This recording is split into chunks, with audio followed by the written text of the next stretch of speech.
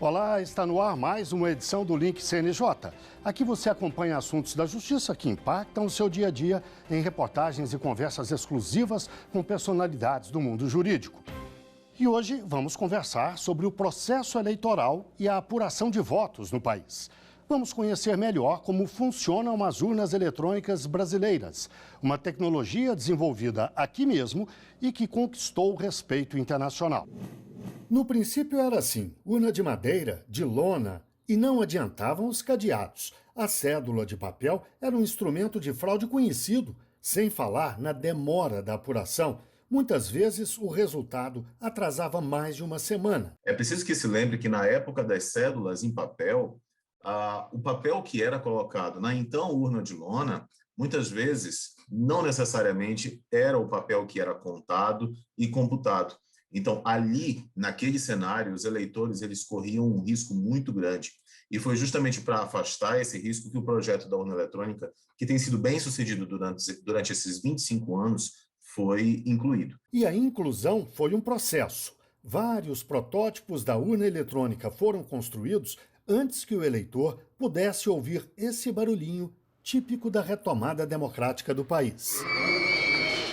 Os primeiros testes reais da urna eletrônica foram feitos na eleição de 1996, uma vitória da democracia e da tecnologia brasileiras. A urna eletrônica é fruto da dedicação de profissionais altamente capacitados, não apenas da Justiça Eleitoral, mas também de outros órgãos do governo, como o Instituto Nacional de Pesquisas Espaciais, o Exército, a Aeronáutica, o Departamento de Ciência e Tecnologia Aeroespacial, a Marinha e o Centro de Pesquisa e Desenvolvimento de Telecomunicações, todos atentos aos aparatos de segurança e tecnologia da informação. E para enfrentar 25 anos de uso, sem nenhuma fraude comprovada, as urnas são desenvolvidas constantemente e colocadas à prova. A Justiça Eleitoral brasileira, ela disponibiliza os sistemas para serem atacados mesmo em um evento, em uma cerimônia que nós chamamos de teste público de segurança. Os testes públicos de segurança eles são fundamentais para o nosso desenvolvimento, porque é o momento em que nós colocamos as urnas nas mãos de quem quer que queira atacar, e aí a gente inclui professores universitários, hackers, investigadores da PF, e eles vão para essa cerimônia, para esse evento que dura uma semana, fazem os seus testes, os seus planos de ataque, e com isso nós aprendemos também. As urnas têm mais de 30 camadas de segurança e, como não são ligadas à internet, não podem ser acessadas remotamente. Mesmo assim, outros cuidados são tomados. Um dos mais importantes é a abertura para a fiscalização de todo o processo eleitoral.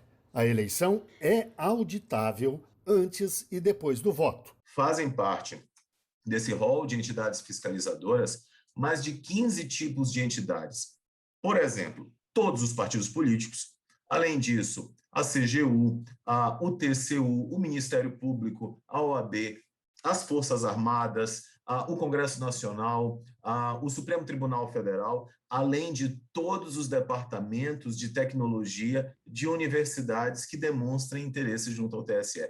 Então, se nós formos colocar na ponta do lápis, nós teremos aí tranquilamente mais de 100 entidades que podem e devem auditar o processo, estar junto com o TSE, averiguando, inspecionando os passos do TSE, para que assim os eleitores, a sociedade brasileira, se sinta mais confiante. E a preparação para as eleições do ano que vem já começaram. A Justiça Eleitoral se concentra em demonstrar a segurança do processo e valorizar a urna eletrônica como uma conquista democrática. Nós chegamos a esse momento em que a liberdade de expressão ou uma falsa liberdade de expressão é utilizada para destruir a busca da verdade possível, porque numa democracia a verdade é plural e, portanto, a verdade não tem dono, mas a mentira deliberada tem dono e a mentira deliberada não é protegida pela liberdade de expressão.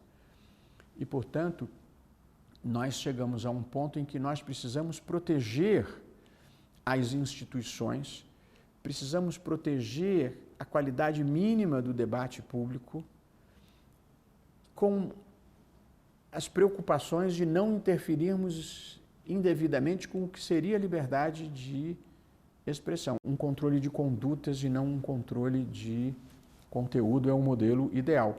Mas nas situações limites de crime, de incitação ao ódio, de racismo, de violência, é preciso fazer uma intervenção.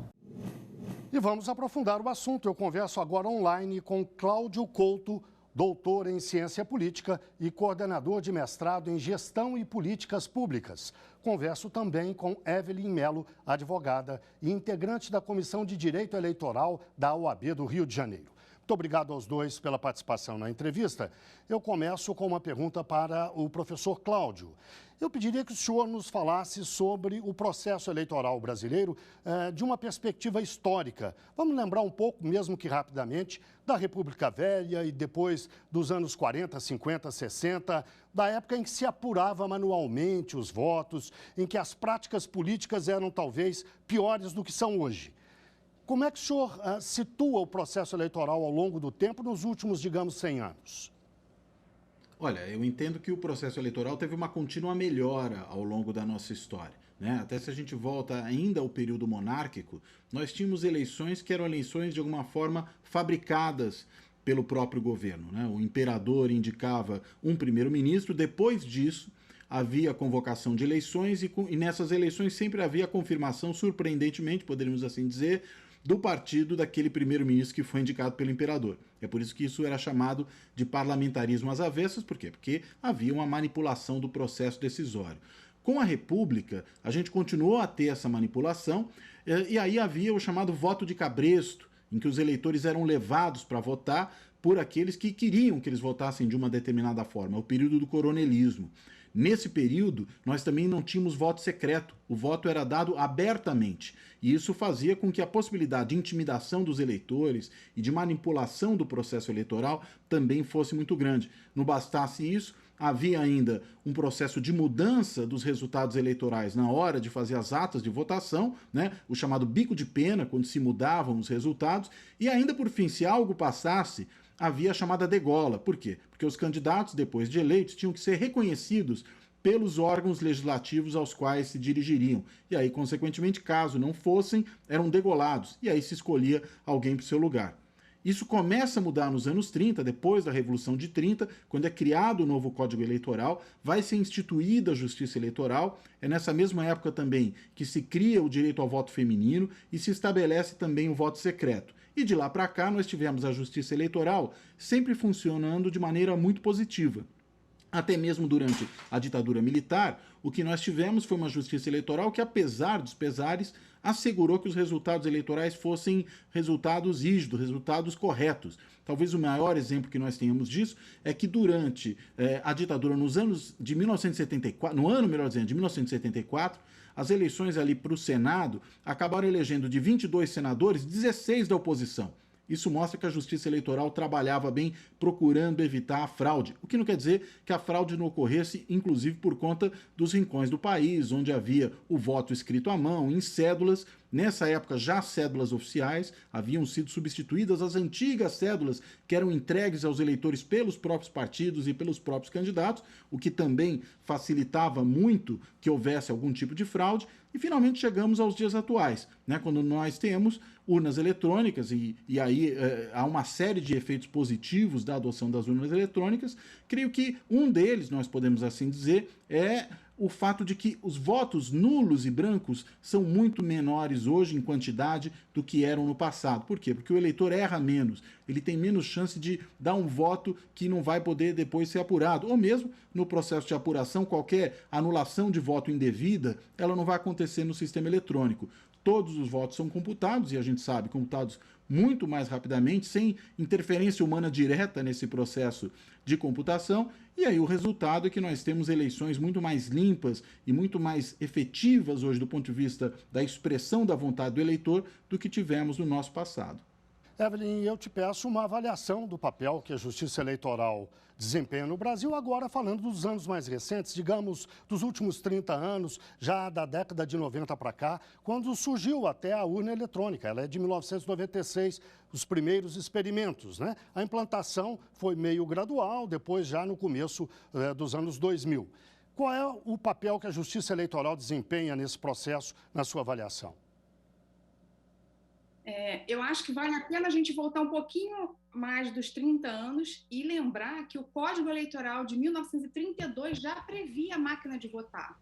E aí sim, só em 1995, a Justiça Eleitoral ela conseguiu reunir um grupo técnico formado por membros do Instituto Nacional de Pesquisas Espaciais, e do Centro Técnico Aeroespacial para fazer o projeto das urnas eletrônicas. E aí sim, em 1996, a gente teve o primeiro uso do coletor eletrônico de votação, que foi o primeiro nome da urna eletrônica, aplicado nas eleições municipais. Foi a primeira experiência, que ainda não tinha sido aplicado integralmente em todo o país, mas que foi gradualmente sendo aplicado e muito bem aproveitado pelos eleitores. Você diria que a Justiça Eleitoral merece a credibilidade que muita gente empresta a ela, inclusive internacionalmente?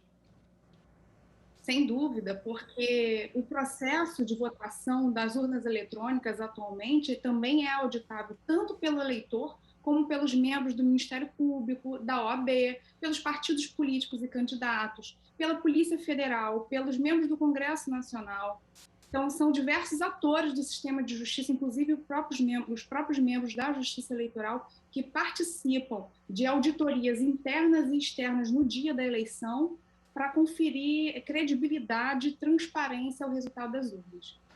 Cláudio, as urnas eletrônicas, logo que implantadas, foram saudadas pela grande maioria da população, mas durante esse processo, ao longo desses últimos 30 anos, especialmente em anos recentes, a gente viu uma contestação muito grande. Como é que se explica esse fenômeno do ponto de vista de um estudioso como você? Olha, eu creio que boa parte dessa contestação vem de uma incompreensão de como aquilo realmente funciona. Né? Para uma pessoa leiga em informática, entender como digitar o seu voto na urna e depois ter esse voto computado, transferido para um sistema que vai totalizar os votos, isso não é necessariamente algo tão evidente para as pessoas, enfim, que não entendem exatamente como esse processo tecnicamente funciona. A ideia do papel é muito mais intuitiva. Eu vou lá, boto meu papel na urna, né, em que eu escrevi alguma coisa e depois alguém vai contar esse papel e comparar com todos os outros. O outro sistema é mais, podemos assim dizer, opaco não pela sua correção, mas muito mais por essa característica justamente técnica que não é acessível a todos. Agora, ao mesmo tempo, o que nós vemos é as pessoas muito mais contentes com os resultados pela rapidez com que eles saem. Né? Nós, às vezes, ficávamos dias ali aguardando até o final da totalização dos votos, os cômputos, havia algum tipo de surpresa, porque, de repente, começava a se contar voto que vinha de um outro lugar. Hoje a coisa não é mais assim, né? Hoje o que você tem é um processo muito acelerado, às vezes de um dia para o outro você já tem a totalização, já que computadores são muito rápidos, e creio que isso também produz uma satisfação no eleitor, tanto que nos últimos anos nós não tivemos nenhum tipo de contestação séria, exceto mais recentemente, a esse tipo de problema, a esse tipo de organização do voto por meio eletrônico. Cláudio, a palavra-chave parece ser auditável. Os dois processos, tanto o manual quanto o pela urna eletrônica, permitem, de certa forma, a conferência do resultado. Fazendo uma comparação entre os dois processos, qual dos dois você diria que é mais confiável? Olha, eu diria que é o processo eletrônico, por conta de uma razão simples. Porque na medida em que você tem muito menos intervenção humana entre o momento em que o voto é dado pelo eleitor até o momento da contagem dos votos, a possibilidade de algum tipo de manipulação no meio desse caminho é menor e, consequentemente, quando se fizer auditoria, vai se fazer auditoria sobre o resultado inicial e não sobre algo que possa ter sido transformado ao longo do tempo. Talvez uma imagem que nós possamos usar para entender isso é a maneira como hoje nós movimentamos o dinheiro nos bancos, né? No mercado financeiro, né? As pessoas que têm contas bancárias fazem pagamentos por meio eletrônico. Não se usa dinheiro mais para um monte de coisas, né? Se faz tudo por meio de transações eletrônicas e elas são auditáveis, né? Se alguém tem, por exemplo, algum problema de desfalque na sua conta porque um hacker foi lá e invadiu, dá para saber qual foi o caminho, o que realmente aconteceu e corrigir o problema, porque é auditável eletronicamente. As urnas que sequer estão em rede, e aí não tem como um hacker invadir, elas são auditáveis elas mesmas, da mesma forma que é auditável qualquer outro tipo de processo digital e eletrônico hoje em dia. Inclusive porque ela é projetada para que possa ser auditada. Então eu diria que, do ponto de vista da possibilidade de auditoria, nós temos dois processos que, em princípio, funcionam bem do mesmo jeito, só que o da urna eletrônica de uma forma muito mais favorável, porque além de você ter dados muito mais rapidamente aferíveis por conta da computação, você também tem dados em que não há uma interferência que possibilitaria algum tipo de alteração. Resultado, o que você está auditando é um processo muito mais limpo, um processo muito menos sujeito a qualquer tipo de intervenção inadequada. Eu gostaria de complementar a informação que o Cláudio trouxe sobre a possibilidade de auditoria em código-fonte do sistema que é usado nas urnas eletrônicas. E é importante lembrar que qualquer tipo de utilização de um software não autorizado deixa registro digital dessa tentativa de invasão do sistema das urnas eletrônicas, sem contar que existem mais de 30 barreiras físicas e digitais para garantir a autenticidade e o sigilo do voto.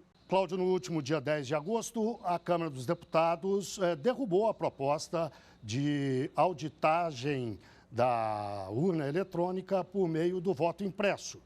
Que desdobramento a gente pode esperar dessa decisão da Câmara? Olha, creio que pelo menos essa discussão para as eleições de 2022 está encerrada, né? Pelo fato de que a gente não pode ter novamente essa proposta submetida ao Congresso Nacional, já que é uma proposta de emenda constitucional, ela tem de ser rejeitada, ela só pode ser apresentada, melhor dizendo, novamente no ano seguinte. Então, não vai ter mais tempo disso ser aprovado de forma legal para poder ser válido na eleição de 2022.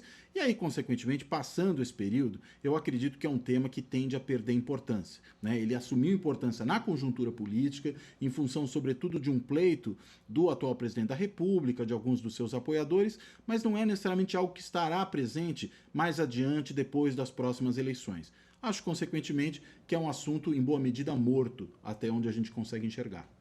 E, Evelyn, e como é que a OAB, especialmente a OAB do Rio, onde você atua, se prepara para essas eleições? A OAB sempre participa desse processo de auditoria de fiscalização das urnas eletrônicas. A OAB sempre envia um membro para representar a ordem e a gente tem uma boa expectativa, sim, porque a Justiça Eleitoral tem cada vez mais contado com a participação da OAB. Tanto, inclusive, a Justiça Eleitoral tem a peculiaridade de ser integrado por representante da OAB também, do seu corpo de julgadores, né? A gente tem um membro julgador que é indicado da OAB, e a gente tem participado ativamente, tanto de debates para a construção de resoluções preparatórias para as eleições, como conversas preparatórias entre os candidatos e os partidos políticos com a Justiça Eleitoral. Então, a gente sempre tem uma boa expectativa da participação da ordem e da contribuição que os advogados e advogadas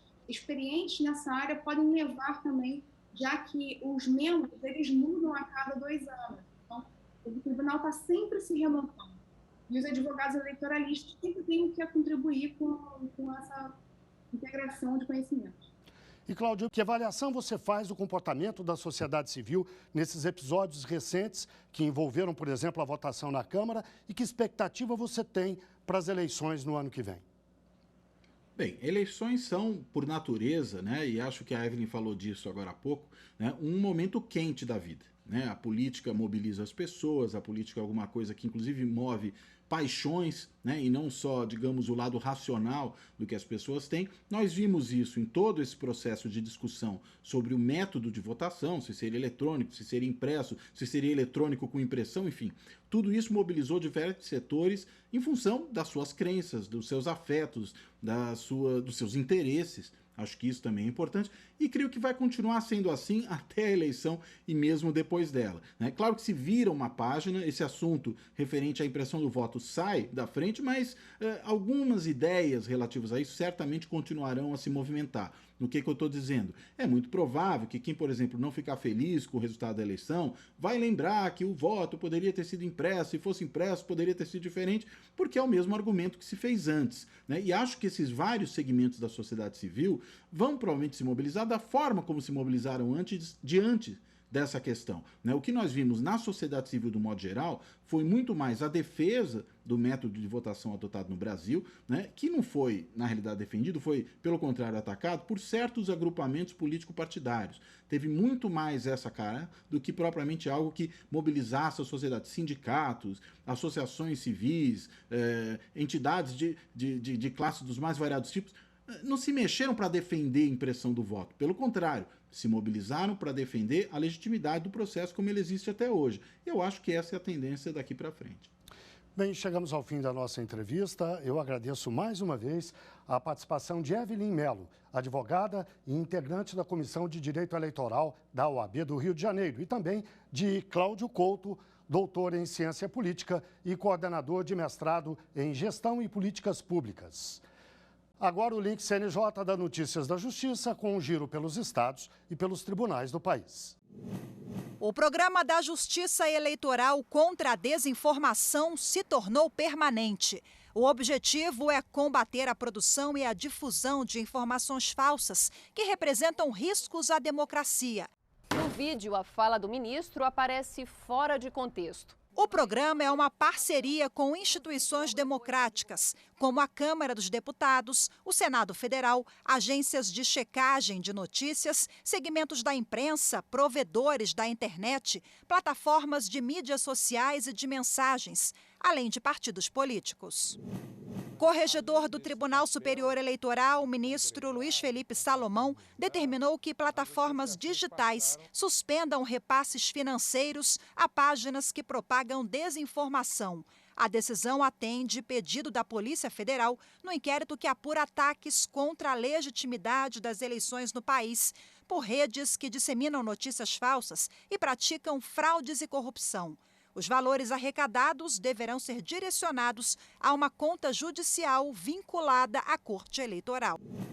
E a Justiça Eleitoral explica a importância do boletim de urna, um dos instrumentos para a auditoria da votação.